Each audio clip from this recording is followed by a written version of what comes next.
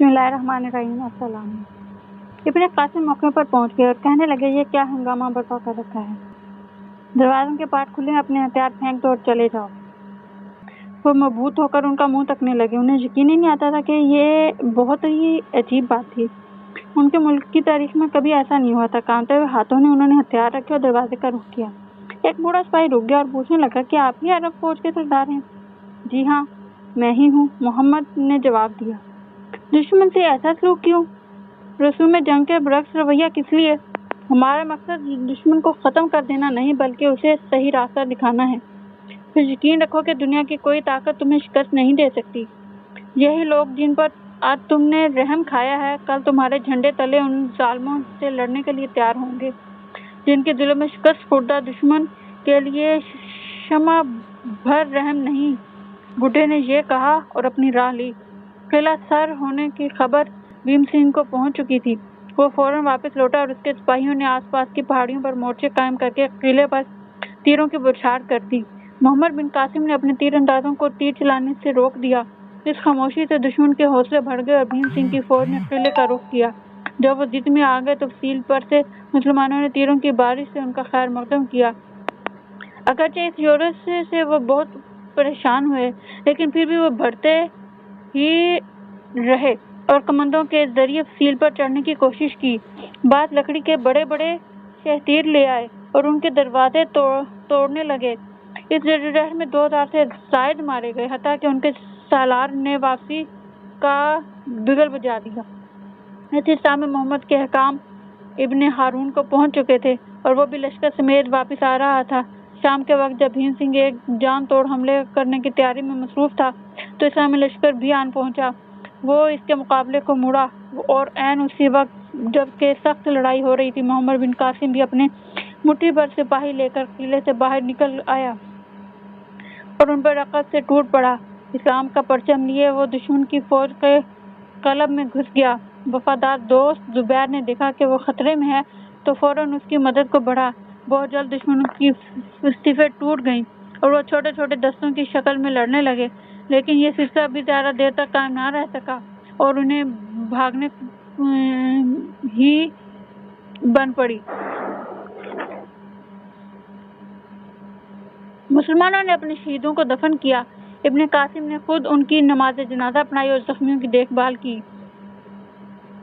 اور ہر طرح سے ان کی دلجوئی کی۔ آپ نے بصرہ کے یہاں تک سفر کیا تھا۔ آپ تھک کر چور ہو چکے تھے۔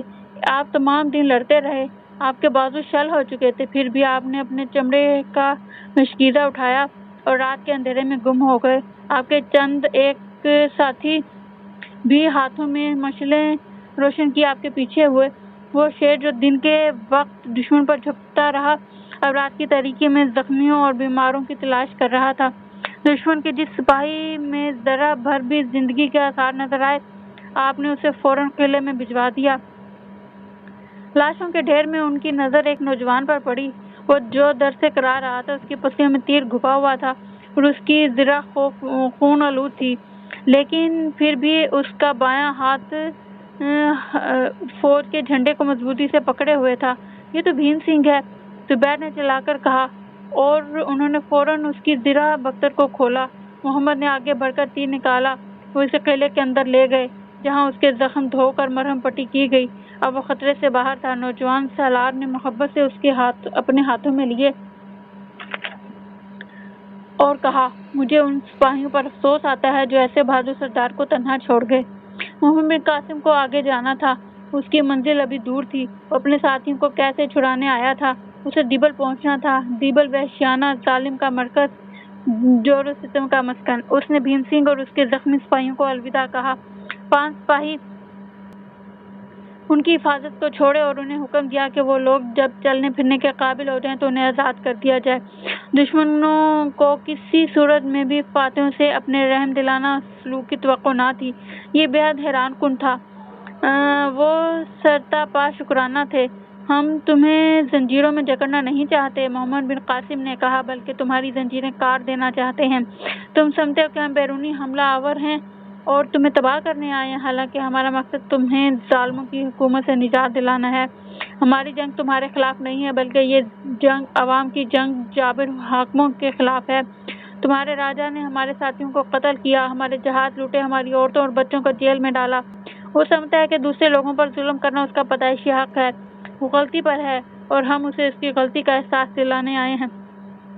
لیکن شاید آپ یہ نہیں جانتے کہ میں راجا کی فوج کے سپہ سالار کا بیٹا ہوں، بھیم سنگھ نے جواب دیا۔ میرا واپس جا کر ان کے لشکر میں شامل ہونا آپ کے لیے بہت خطرناک ثابت ہوگا۔ اگر آپ چاہیں تو میں قسم کھا کر وعدہ کرنے کو تیار ہوں کہ نہ تو میں راجا کے لشکر میں شامل ہوں گا اور نہ ہی آپ کے خلاف لڑوں گا، کیونکہ میں آپ کا ازحد ممنون ہوں۔ آپ نے میری جان بچائی ہے، لیکن میں نے تمہیں کوئی ایسا عہد کرنے کے لیے نہیں کہا، محمد نے جواب دیا، اور یہ میں بھی درخواست کروں گا کہ میں اپنے احسان کی قیمت وصول کرنا نہیں چاہتا۔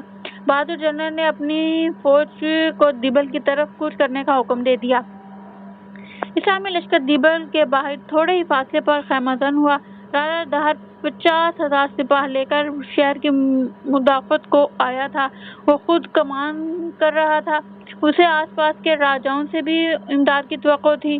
وہ لسبیلا کی شکست کی خبر سن چکا تھا، لہذا اس نے کھلے میدان میں لڑنے سے گریز ہی بہتر سمجھا۔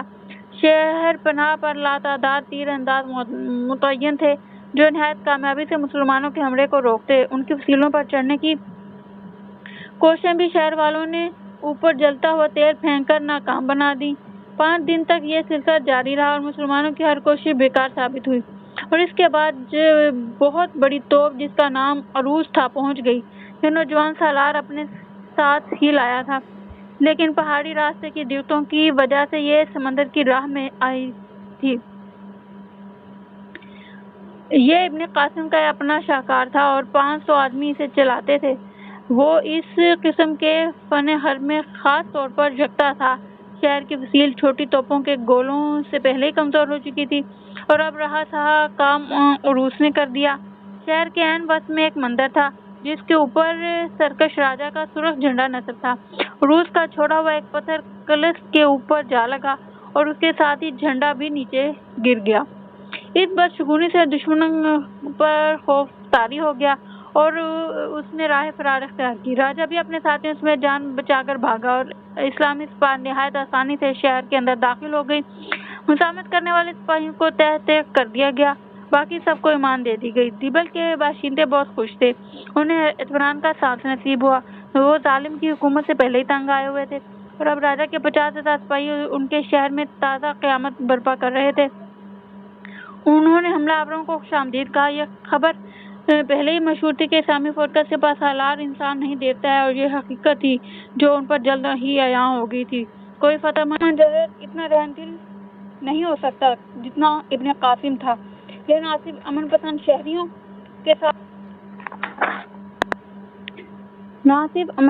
شہریوں کے ساتھ عزت کا سلوک کیا گیا، بلکہ 12,000 سپاہیوں کو جو جنگ میں گرفتار ہوئے تھے رہا کر دیا گیا۔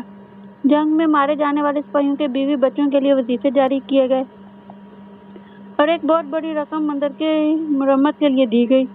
لوگ رحم دل سالار کے گن گاتے اور مندروں کے پجاری اسے اوتار سمجھتے جو ان کی بہتری کے لیے آیا ہو۔